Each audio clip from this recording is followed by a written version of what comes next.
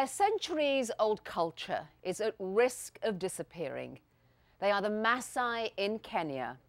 Now 2 of their own are in a race against time to preserve their heritage. We join them on their journey deep inside this fascinating world.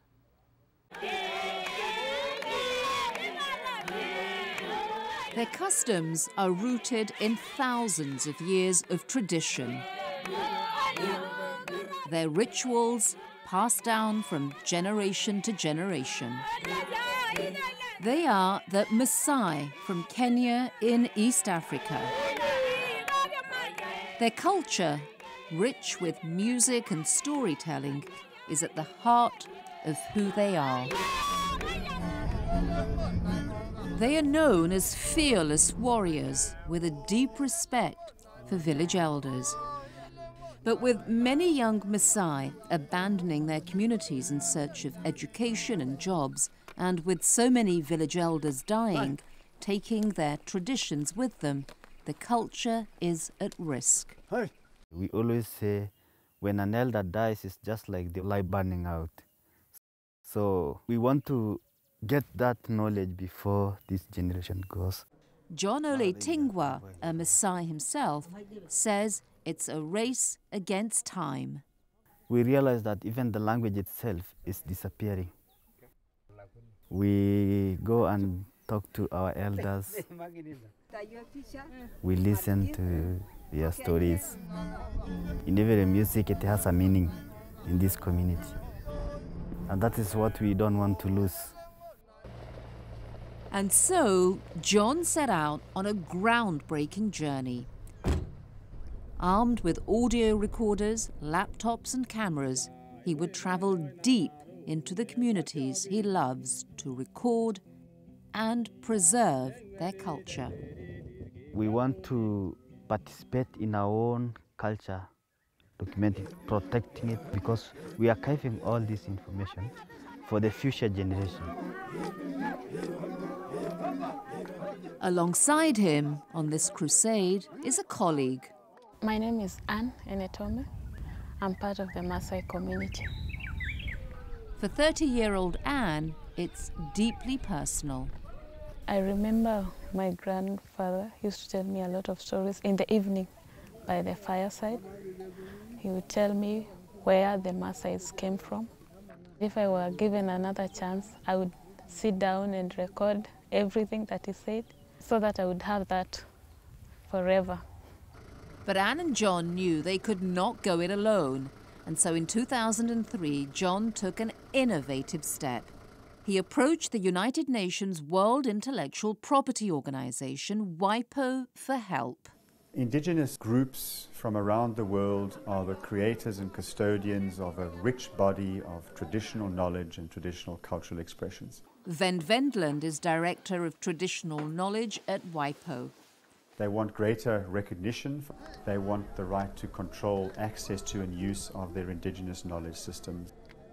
To help them do that, WIPO provided the recording equipment and, together with America's Library of Congress and Duke University, trained John and Anne how to use it. And they brought that knowledge back home to the foothills of Mount Kenya, where John and Anne set up a base camp. Part bush, part command central. Tick, tick, tick. Their travels take them hundreds of miles, crossing savannas, over difficult terrain, even experiencing very modern problems. Again and again. It's the battery. Battery went down. Life here is very difficult. They finally arrive in Maasai villages like this one, where they meet with a traditional singing group.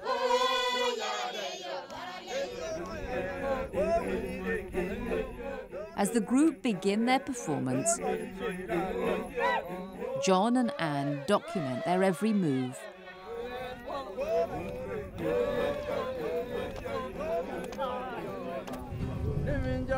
They also record the music of individual singers.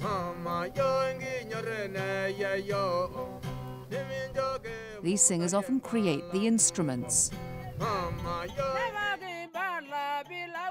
and the lyrics themselves.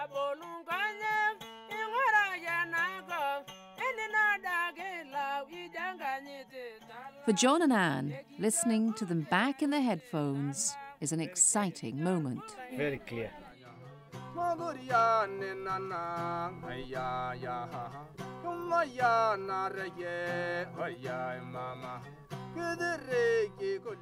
Music is a very big part of the culture of this community.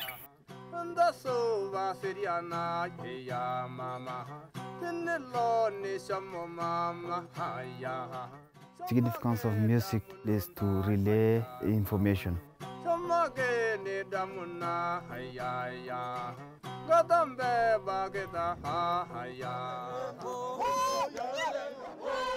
They have different songs with different meanings.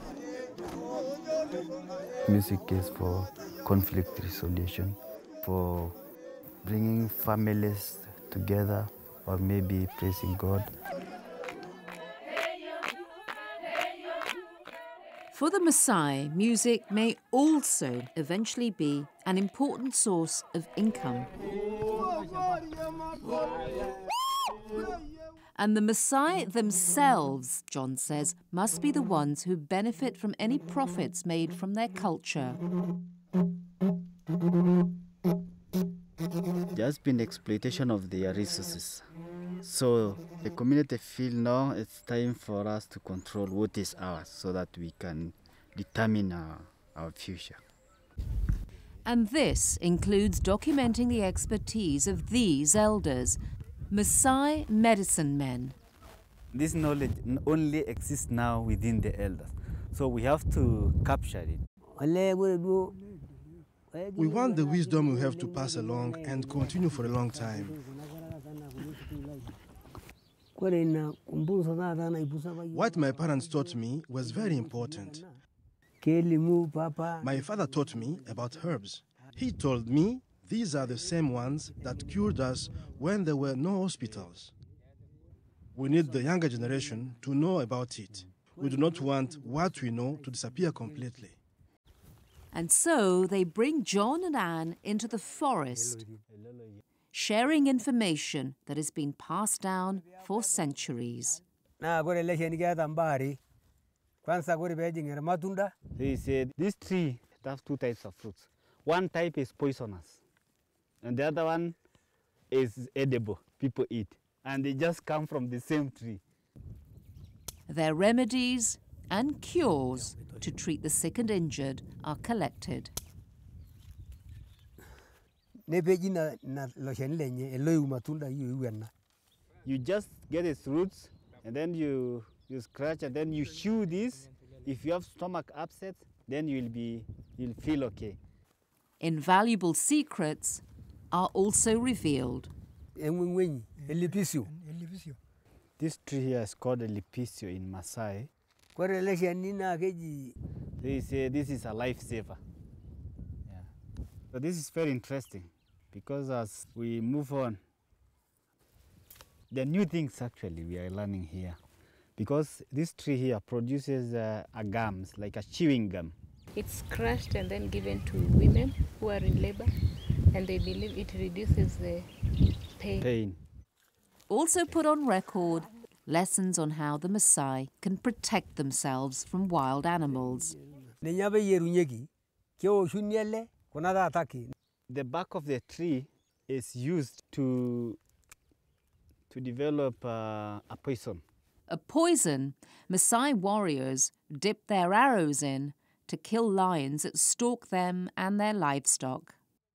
All these discoveries are milestones in John and Anne's quest to keep their culture alive. Yeah, it's here. We just downloaded everything that we recorded in the field to this computer. And today we have learned a lot, and I think now we still feel there's a lot ahead of us. And there is, including documenting one of the most sacred and secretive Maasai rituals, a rite of passage, a ceremony that transitions the Maasai from one stage of life to another. In this case, the ceremony is to bless those older than 45. They're to become Maasai elders or Ilkisaruni, the most revered members of the community. Liaka Sumat Peores is set to become an elder. It means a great deal to be an elder. We are to provide guidance, resolve conflicts in the community. We want to make great decisions. Maasai, ready to become Ilkisaruni, come from different clans and move into huts, assembled in a circle for unity.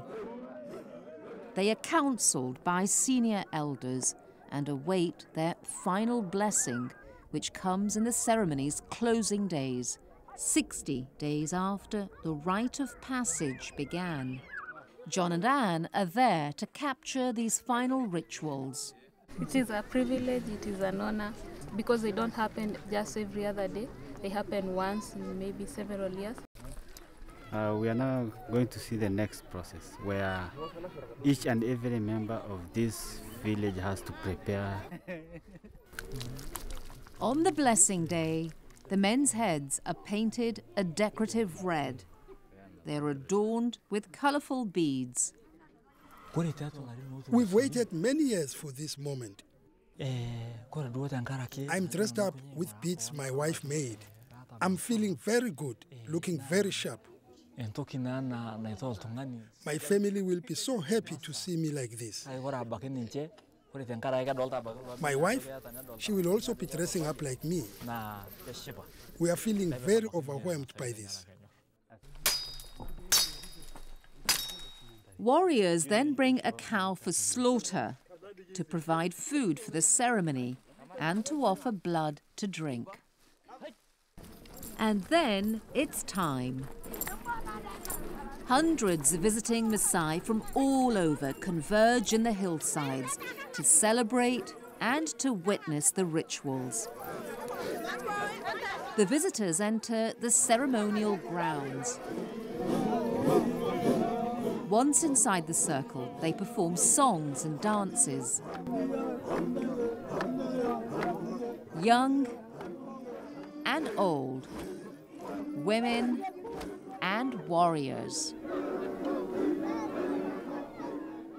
And at the end of the ceremonies come the blessings by the senior elders.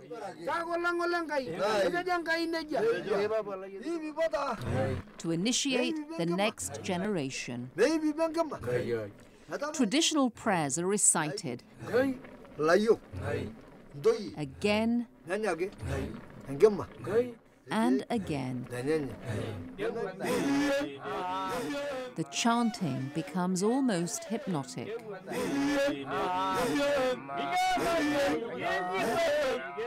It's my hope that people maintain their heritage. Being Maasai means a lot to me. The hope for the future is we have a community that is well understood.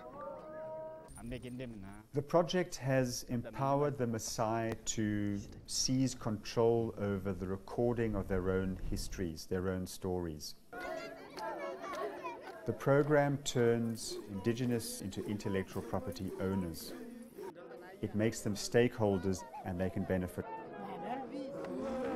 Benefit if anyone seeks to profit from their songs, their remedies, or their images, making their past part of their economic future and fulfilling John and Anne's dreams for this project.